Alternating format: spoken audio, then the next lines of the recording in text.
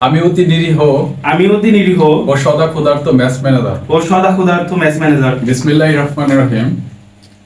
আগামী আগস্ট মাস থেকে match manager দায়িত্ব হিসাবে নিযুক্ত হয়েছেন আমাদের শাকিল আহমেদ। ঠিক আছে, এখন তিনি আমাদের মাঝে শপথ পাঠ করবেন।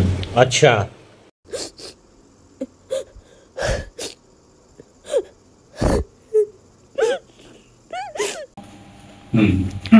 कौन है ये लोग?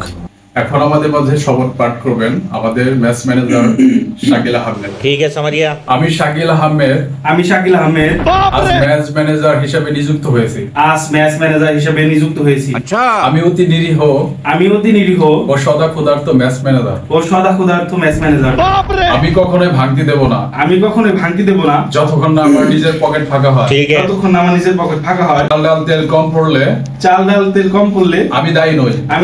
ठीक है, মাছের ঝোল বেশি হলে বুঝতে হবে আমি প্রেমে পড়েছি বা আজ বেতন পেয়েছি।